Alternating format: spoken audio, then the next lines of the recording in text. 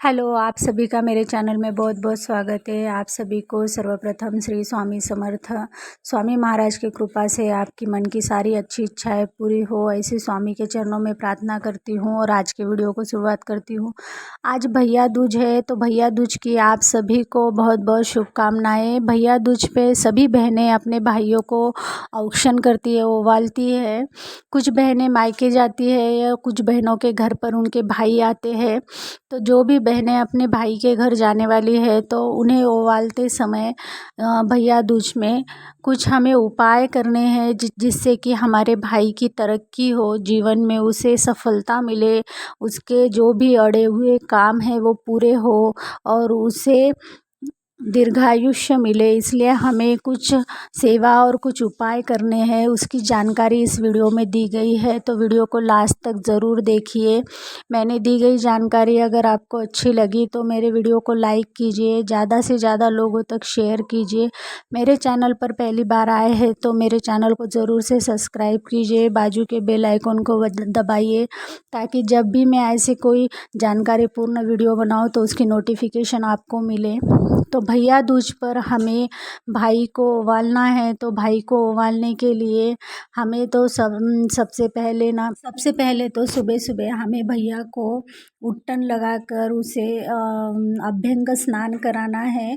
उट्टन लगाकर जब हम उसे अभ्यंग स्नान कराए तो तब हमें गेहूं के आटे का छोटा सा दिया बनाना है और दिए में घी भरकर घी का दीपक जलाना है और 2 छोटे छोटे मुटकुले बनाने हैं और उससे हमें उसे अभ्यंग स्नान के बाद ओवालना है।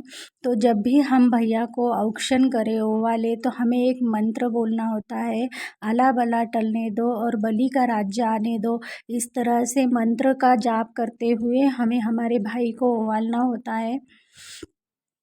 और भैया दूज पर भैया दूज की एक कहानी है कि यमुना और यमराज ये दोनों भाई बहन हैं। यमुना हमेशा हमारे खुद के भाई को, यमराज को, अपने घर बुलाती है, लेकिन यमराज जो है कि कार्य में व्यस्त होने की वजह से यमुना के पास नहीं आते हैं। लेकिन एक दिन ऐसा होता है कि आमोशा तिथि के बाद कृष्ण की तृतीया पक्ष को वो यमुना के घर पर आते हैं, तो यमुना बहुत खुश हो जाती है। तब से ही हम भैया दूज मनाते हैं और वो यमुना के लिए भेंट वस्तुएं भी लेकर आती है। यमुना अपने भैया का बहुत अच्छे से स्वागत कर कर उनका औक्षण करती है। इस दिन यम के जो लहरी होते हैं वो अति क्रूर नहीं, सौम्य होते हैं और बहन की दुआ में इतनी शक्ति, इतनी ताकत होती है कि आज यम लहरी बहुत शिथिल हो जाते हैं और सब तरफ भाई बहन का प्यार ही पूरे विश्व पर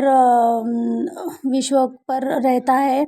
तो इसलिए इस यम लहरी एकदम शांत स्वरूप में होने के वजह से हमें भैया दूज पर भाई का औक्षण करना ही होता है।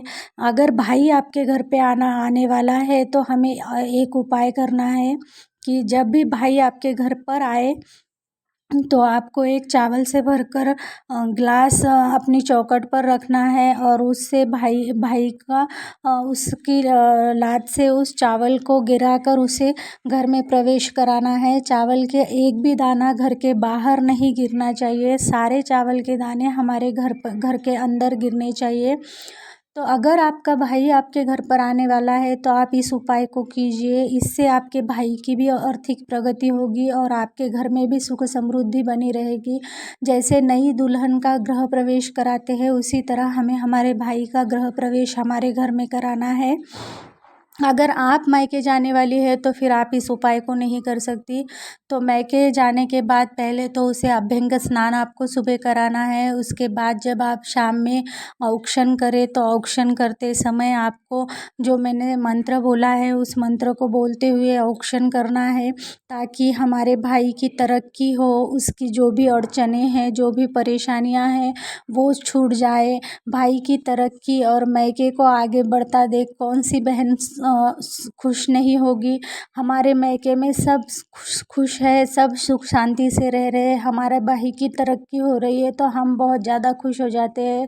उनकी तरक्की देखकर ही मायके का सुख और मायके की जाने की खुशी ही हमारे चेहरे पर झलक जाती है, क्योंकि बचपन से हमने हमारे मायके में 20-25 साल बिताए होते हैं और मायका जाना मतलब स्वर्ग सुख से भी बढ़कर सुख है हम महिलाओं के लिए। तो हमारे भाई की तरक्की के लिए तो हम हमेशा ही सज्ज होती है, क्योंकि हमारे भाई की तरक्की देखना हमारा स्वप्न होता है। भाई आगे बढ़े, भाई की तरक्की हो, उसका बिजनेस बढ़े, उसके पास धन दौलत आए, इससे ज़्यादा हमें और क्या चाहिए। तो इसलिए फिर हमें आज भैया दूज पर जो उपाय करना है, तो हमें शाम में एक थाली तैयार करने लेनी है। उसमें थोड़े से कुमकुम, चावल, एक सुपारी, कोई भी सोने की वस्तु, एक मिठाई और करोटा और एक नारियल, इतनी चीज़ें लेकर हमें हमारे भैया को ओवालना है। और भाई को आज हमें दस्ती भी भेंट स्वरूप देनी होती है। तो सबसे पहले भैया को कुमकुम का तिलक कर कर उसे अक्षत लगाए।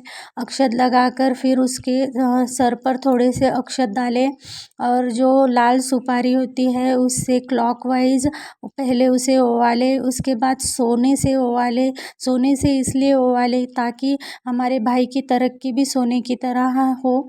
फिर सोने से ओवालने के बाद आप उसे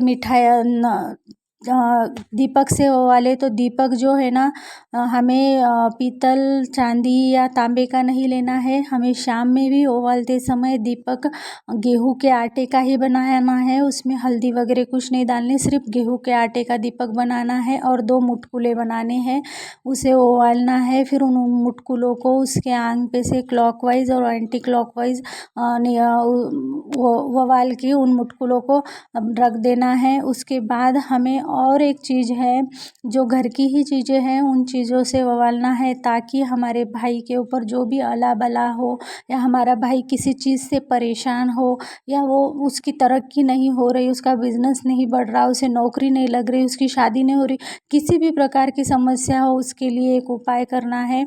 हमें 4 काली मिर्च के दाने लेने हैं और 4 अक्खी फूल वाली लौंग लेनी है और उसके बाद 4 काली उड़द के दाने लेने हैं।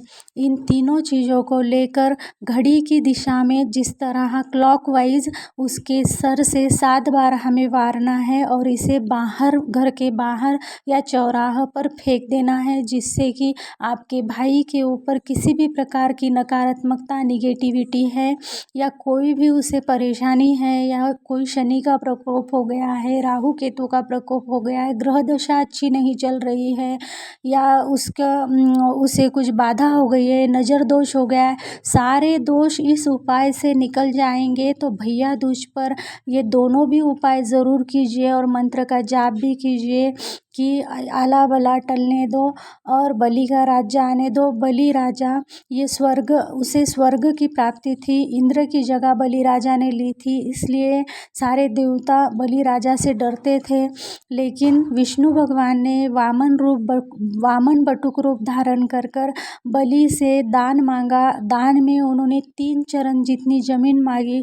बलि राजा बहुत दानशूर था, इसलिए उन्होंने विष्णु को 3 पाव जितनी ज़मीन देने का, दान में देने का वादा किया। तो एक पैर में धरती और दूसरे पैर में स्वर्ग, 2 पैर में ही सारा विश्व खत्म हो जाने के बाद तीसरा पैर कहाँ रखूँ, इस तरह पूछने पर बलि राजा ने अपना मस्तक दे दिया और भगवान विष्णु ने उनके मस्तक पर अपना चरण रखने के बाद बलि राजा को मोक्ष प्राप्त हो गया, उनकी मुक्ति हो गई, मृत्यु हो गई। तो इतने दानशूर बलि राजा थे।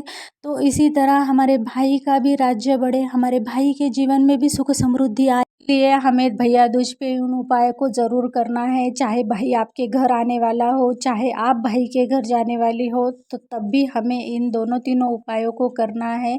मेरे वीडियो में दी गई जानकारी अगर आपको अच्छी लगी तो मेरे वीडियो को लाइक कीजिए, ज़्यादा से ज़्यादा लोगों तक शेयर कीजिए। मेरे चैनल पर पहली बार आए तो ज़रूर से सब्सक्राइब कीजिए और ऐसी अच्छी वीडियो की जानकारी पाने के लिए मेरे चैनल को ज़रूर सब्सक्राइब कीजिए। मिलते हैं नेक्स्ट वीडियो में फिर किसी अच्छी जानकारी के साथ। तब तक के लिए सबको श्री स्वामी समर्थ।